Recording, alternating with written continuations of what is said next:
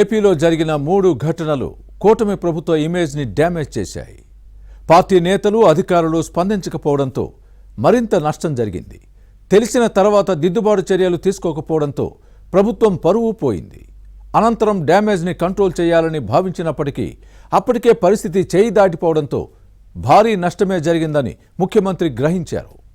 చివరకు పార్టీ నాయకుల తీరుపై చంద్రబాబు అసంతృప్తి వ్యక్తం చేశారు. వైసీపీ సోషల్ మీడియా చేసిన రచ్చకు మూల్యం చెల్లించుకోవాల్సిన పరిస్థితి రావడంతో పార్టీ నేతలు, ఎమ్మెల్యేలు, మంత్రులు ఏం చేశారని నిలదీసి తలంటిపోయడంతో అందరూ ఒక్కసారిగా కంగు తిన్నారు. చేతులు కాలేక ఆకులు పట్టుకున్న చందంగా కాకుండా పార్టీలో ఏం జరుగుతోందో ఎప్పటికప్పుడు తెలుసుకుంటేనే మంచిదని సీఎం ఒక నిర్ణయానికొచ్చారు. ముఖ్యమంత్రి చంద్రబాబు తీవ్ర అసంతృప్తి వ్యక్తం చేసిన ఆ 3 ఘటనలు ఏంటి? అంతా జరిగిపోయిన తర్వాత డ్యామేజ్ కంట్రోల్కు పార్టీతో పాటు ప్రభుత్వం తీసుకున్న చర్యలేంటి? Let's watch the story.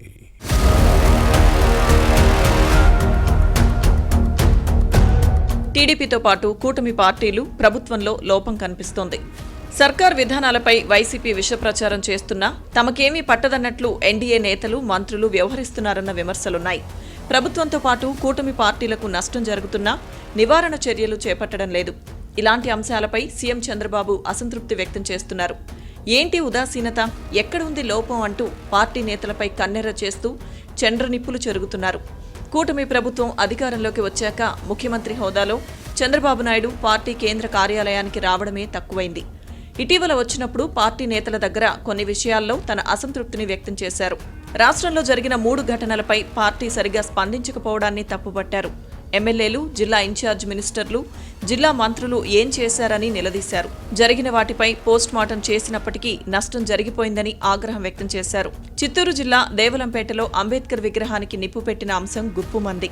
TDP నేతలే విగ్రహానికి నిప్పు పెట్టారని బ్లూ మీడియాతో పాటు రోత పత్రిక కథనాలను వండివార్చింది. దీనిపై ప్రభుత్వం చేసిన దర్యాప్తుతో వైసీపీ సర్పంచ్ గోవిందయ్యే విగ్రహానికి నిప్పు పెట్టించి టీడీపీ నేతలపై నెట్టారని తేలింది. అంబేద్కర్ స్టాచ్యూ ధ్వంసంపై ఫ్యాన్ పార్టీ నేతల విష ప్రచారాన్ని చిత్తూరు టీడీపీ తిప్పికొట్టలేకపోవడంతో సీఎం ఆదేశాలతో అక్కడికి వెళ్లిన హోంమంత్రి అనిత వాస్తవ విషయాలను బయటపెట్టారు.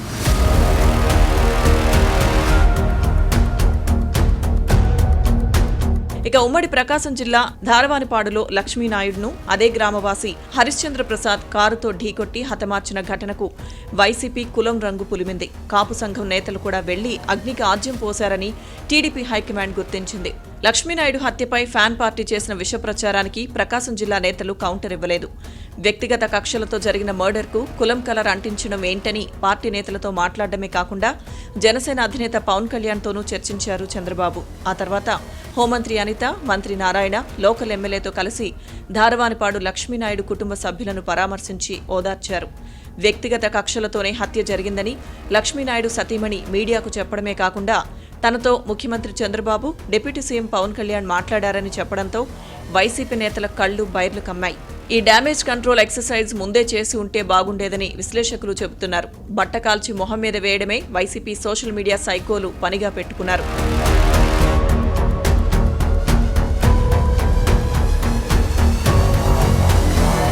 మరోవైపు మెడికల్ కళాశాలలను ప్రైవేట్ భాగస్వామ్యంలో నిర్మించాలన్న ప్రభుత్వ నిర్ణయంపై వైసీపీ సోషల్ మీడియాలో రచ్చ చేసింది. దీంతో పాటు కొందరు నేతలు కూటమి ప్రభుత్వంపై దుష్ప్రచారం చేశారు.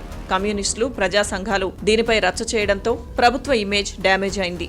ఎన్డీఏ సర్కార్ పేదలకు వైద్యాన్ని దూరం చేస్తుందని వారంతా చెప్పడంతో ప్రభుత్వం ఇరకాటంలో పడాల్సి వచ్చింది. దీంతో మెడికల్ కాలేజీలపై జరిగిన విష ప్రచారాన్ని ముఖ్యమంత్రి చంద్రబాబు, రాష్ట్ర వైద్య ఆరోగ్య శాఖ మంత్రి సత్యకుమార్ యాదవ్ శాసనసభలో, మంత్రి నారా లోకేష్ శాసన మండలిలో తిప్పికొట్టారు. కూటమి నేతలు ముందుగానే పీపీపీ విధానాన్ని బలంగా ప్రజల్లోకి తీసుకువెళ్లి ఉంటే బాగుండేది. ఇటీవల ముఖ్యమంత్రి చంద్రబాబు మెడికల్ కాలేజీలపై వైసీపీ దుష్ప్రచారాన్ని తిప్పికొట్టలేకపోయిన టీడీపీ నేతల తీరుపై అసంతృప్తి వ్యక్తం చేశారు. పార్టీతో పాటు ప్రభుత్వం వైపు నుంచి సమాచారం తీసుకుని ప్రజలకు ఎందుకు చెప్పలేకపోతున్నారని నిలదీశారు.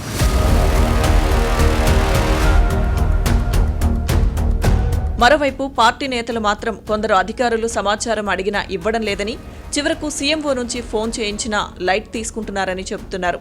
ఆఫీసర్లు ఇప్పటికీ వైసీపీ అధ్యక్షుడు జగన్కు కోవట్లుగా పనిచేస్తున్నారన్నది టీడీపీ నేతల వాదన. గతంలో తెలుగుదేశం అధికారంలో ఉన్నప్పుడు పాలనపై ఉన్న పట్టు ఈసారి లేకుండా పోయిందని తెలుగుదేశం పార్టీ సీనియర్ నేత విశ్లేషించారు.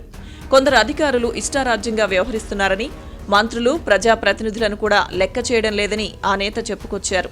ముఖ్యమంత్రి చంద్రబాబు ముందుగా అధికారులను కంట్రోల్ చేసి తర్వాత పార్టీ నేతలను పరిగెత్తించాలని టీడీపీ పొలిట్ బ్యూరో సభ్యుడు సూచించారు. మరి ఏం జరుగుతుందో చూడాలి.